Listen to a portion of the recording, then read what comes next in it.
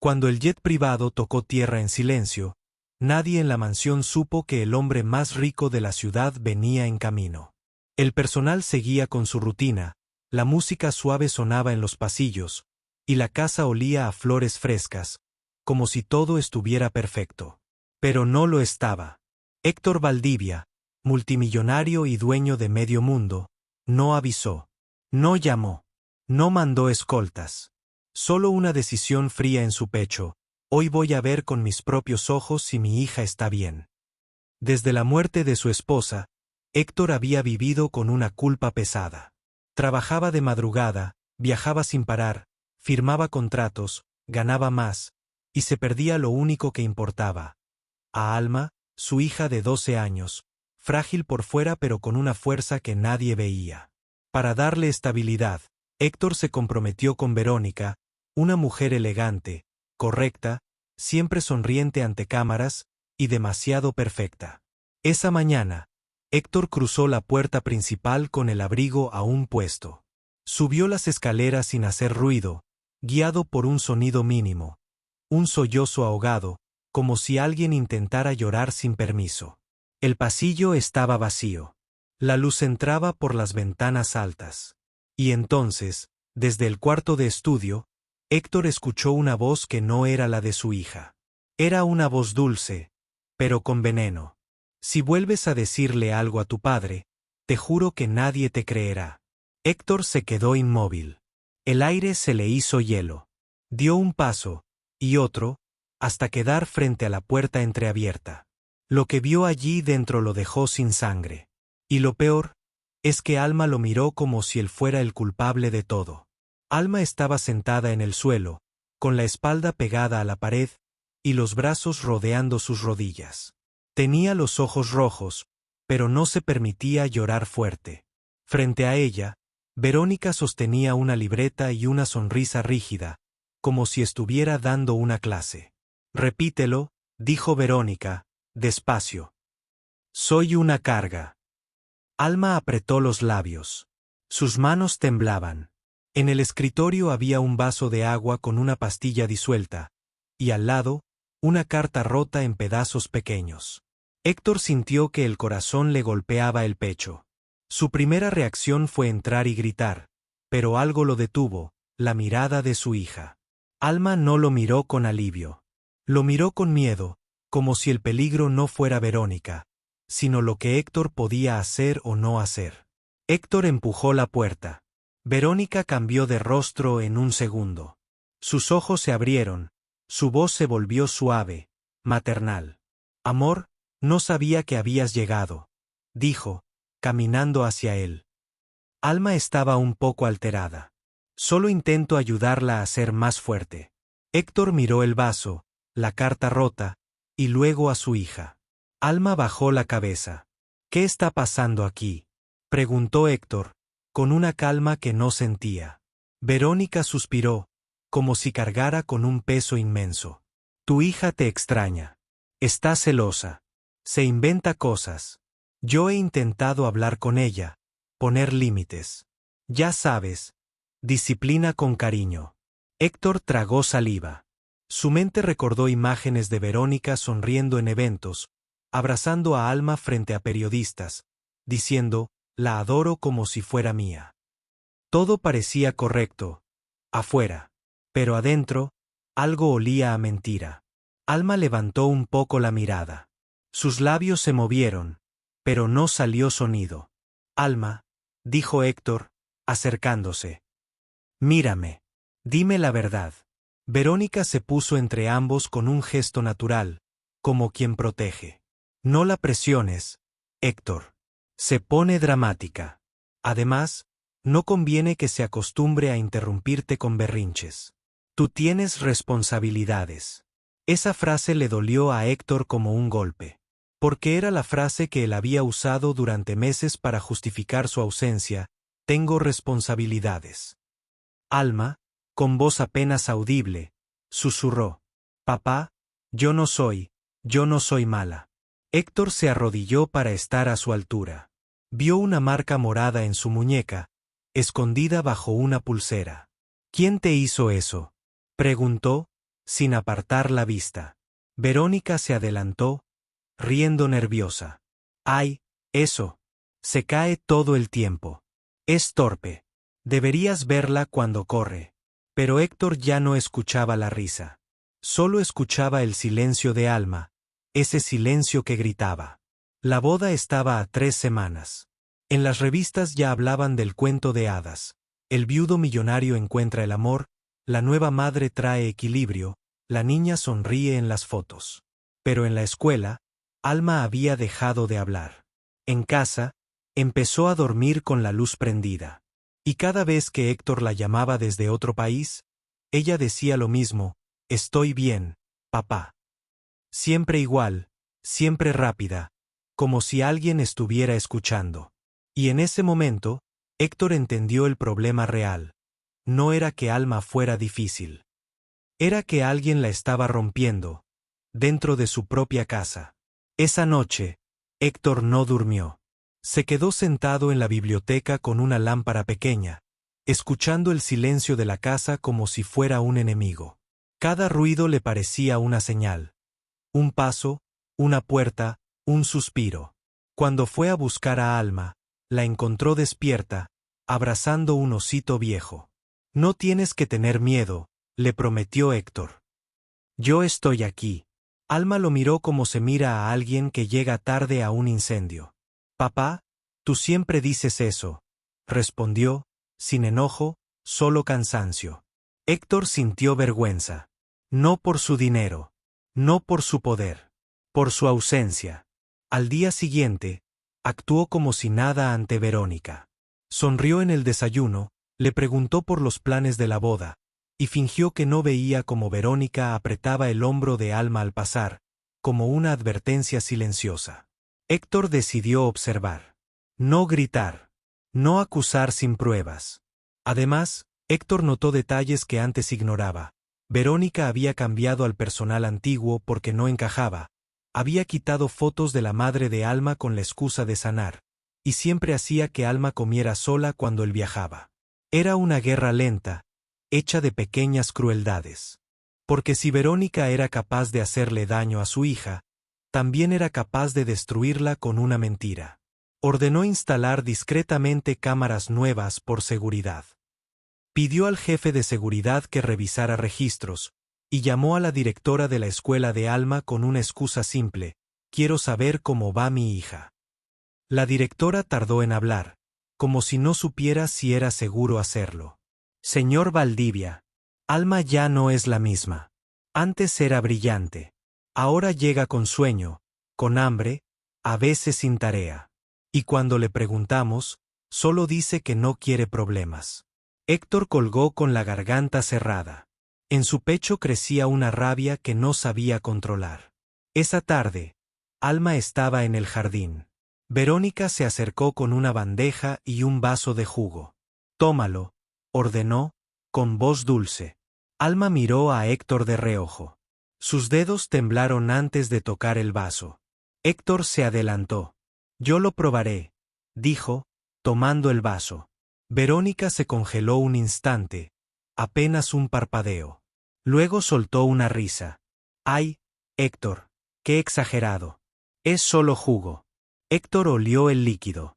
Algo amargo, raro. No bebió. Puso el vaso en la mesa. Después, dijo, firme. Verónica sonrió, pero sus ojos se oscurecieron. Esa noche, Héctor revisó el cuarto de Alma cuando ella se quedó dormida. Encontró un cuaderno escondido bajo el colchón. Era un diario, con letras temblorosas. Si hablo, ella dice que papá me dejará en un internado. Dice que yo no valgo nada. Dice que mamá estaría avergonzada.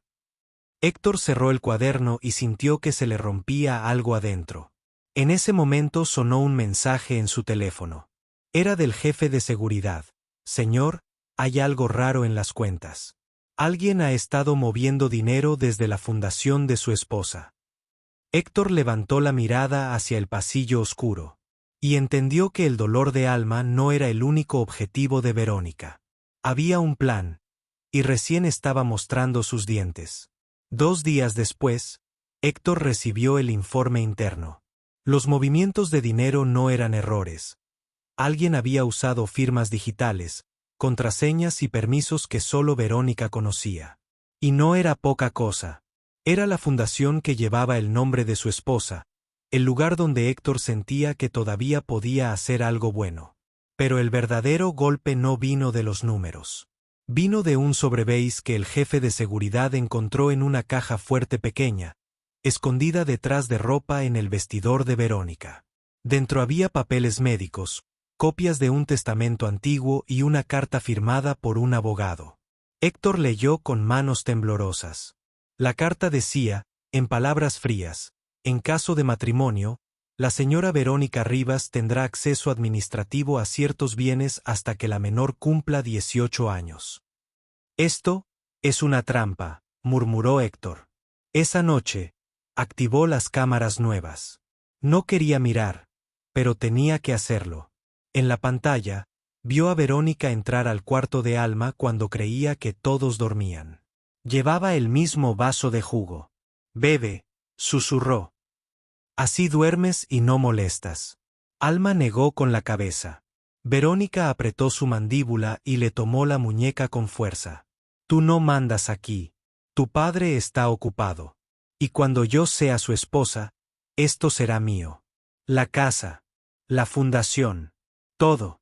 Alma lloró sin sonido. Y en ese instante, Verónica se inclinó y dijo algo que Héctor jamás olvidaría. Y aunque le digas, ¿qué crees que pasará? ¿Él te cree a ti, o me cree a mí, que le doy paz? A ti te dejará lejos. Como siempre. Héctor sintió náuseas.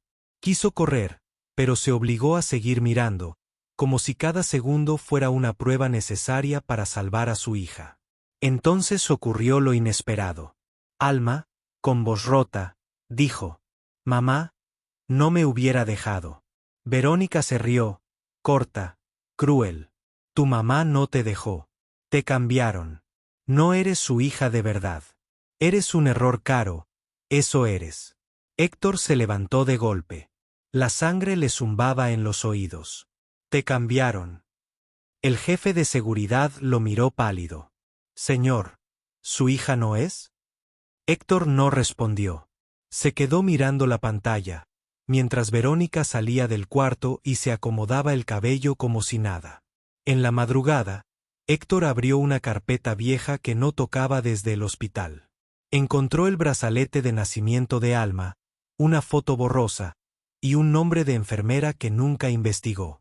Por primera vez, Héctor entendió el tamaño del secreto.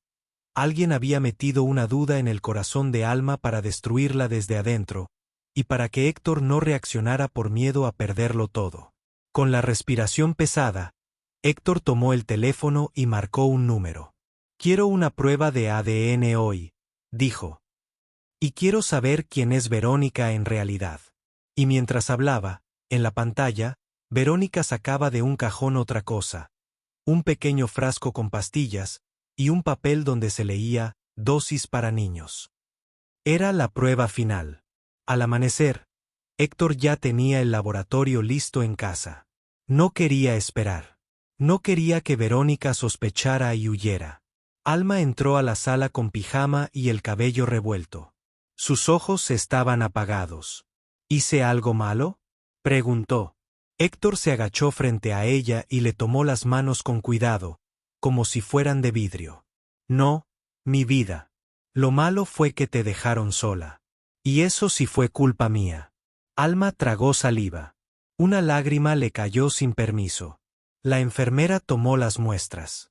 Todo fue rápido. Héctor le pidió a Alma que se quedara con su tía Clara, que acababa de llegar sin entender nada. Luego, Héctor fue a buscar a Verónica. La encontró en el salón principal, revisando listas de invitados, como si la vida fuera solo una boda. Tenemos que hablar, dijo Héctor. Verónica levantó la vista, amable. Claro, amor. ¿Qué pasa? Héctor puso sobre la mesa el cuaderno de Alma, el sobreveis y una copia del video impreso en capturas. La sonrisa de Verónica se quebró por primera vez. ¿Me estás espiando?, dijo, con la voz dura. ¿Así confías en mí? Yo confío en mi hija, respondió Héctor. Y vi lo que le hiciste. Verónica apretó los dientes. Luego cambió de estrategia, como una actriz experta. Héctor, Alma necesita límites. Está manipulándote. Siempre fue complicada. Héctor respiró hondo. Su voz tembló, pero no retrocedió. La llamaste carga. La amenazaste. Le diste cosas para que se durmiera. Y lo peor, le metiste en la cabeza que no es mi hija. Verónica se enderezó, como si por fin se quitara una máscara. ¿Y si fuera verdad? Escupió. ¿Y si no lo fuera? ¿Qué importa? Tú querías una familia perfecta para las cámaras. Yo te la di. Héctor sintió que la rabia se convertía en dolor. ¿Por qué? Preguntó. ¿Por dinero? Verónica soltó una carcajada amarga. Por todo. Por el poder. Por la vida que ella no merece. Esa niña es un obstáculo. Tu esposa muerta te dejó una fundación, un nombre, una historia. Yo solo iba a tomar lo que tú ibas a regalar como un tonto. Héctor activó el audio grabado del video. La voz de Verónica llenó el salón. Cuando yo sea su esposa, esto será mío. Todo. Por un segundo, Verónica dudó. Luego tomó su bolso, mirando hacia la puerta. No tienes idea de con quién te estás metiendo, amenazó. En ese instante entraron 2 guardias. Héctor no levantó la voz. No hizo un escándalo. Solo dijo: llamen a la policía. Y traigan al abogado. Ya. Verónica intentó correr, pero uno de los guardias cerró el paso. Ella se giró hacia Héctor, con ojos llenos de odio. Te vas a arrepentir. La niña te odia. Tu esposa te odiaría. Esa frase era un cuchillo. Héctor casi se quebró. Pero entonces oyó pasos pequeños detrás de él. Era Alma, parada en la escalera. Había escuchado todo. Su voz salió baja, pero firme. Papá, yo no te odio. Solo quería que me vieras. Y justo cuando Héctor la miró, el teléfono vibró con un mensaje del laboratorio. Resultado preliminar listo. Héctor abrió el mensaje con manos frías. Leyó una sola línea, y el aire volvió a entrar en sus pulmones. Compatibilidad, 99.99%. Paternidad confirmada. Héctor cerró los ojos. No por alivio solamente. Por furia. Porque entendió que Verónica no buscaba la verdad. Buscaba destruir la identidad de Alma para controlarla. Para que una niña creyera que no merecía amor. Subió las escaleras y se arrodilló frente a su hija. Eres mi hija, Alma.